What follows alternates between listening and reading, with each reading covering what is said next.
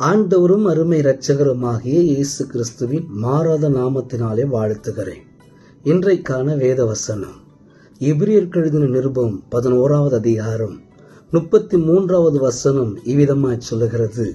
விசுவாசத்தினாலே ராஜ்யங்களை ஜெயித்தார்கள், நீதியை நடப்பித்தார்கள், வாக்குத்தத்தங்களை பெற்றார்கள், சிங்கங்களின் வாய்களை அடைத்தார்கள். இதற்கு முக்கிய காரணம் என்ன? விசுவாசம். இந்த விசுவாசத்தை நம்முடைய வாழ்க்கையில இன்றைக்கு அதிகமாக தேட வேண்டிய காலகட்டத்தில் வந்திருக்கிறோம். விசுவாசம் இல்லாமல் தேவனுக்கு பிரியமா இருப்பது கூடாத காரியம். விசுவாசிக்கிறவனுக்கு எல்லாம் ஆகும் என்று வேதம் சொல்லுகிறது. உங்கள் வாழ்க்கையில போராட்டத்துல ஜெயிக்க வேண்டும் என்றால், வாக்குத்தத்தங்களை சுதந்திரிக்க வேண்டும் என்றால், பலவிதமான சிங்கத்தின் வாய்களை கட்ட வேண்டும் என்றால் கூட உங்கள் விசுவாசம்தான் உங்களை நடத்த போகுது.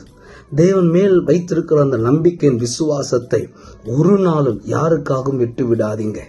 எந்த சூழ்நிலை வந்தாலும் விசுவாசிக்கிறவர் இன்னார் என்று உங்களுக்கு தெரியுமானால் அவரே ஜெயத்தின் தேவனாக உங்கள் பக்கத்தில் இருந்து ஜெயத்தை கொடுத்து உங்கள் விசுவாசத்தை பூர்ணமாக ஆவியானவர் இந்த நாளை நடத்தி உங்களுக்கு வேண்டிய பலனையும் சத்துவத்தையும் பெருக பண்ணுவாராக. God bless you. கர்த்தர் உங்களை யாவரையும் ஆசீர்வதிப்பாராக. ஆமென், ஆமென்.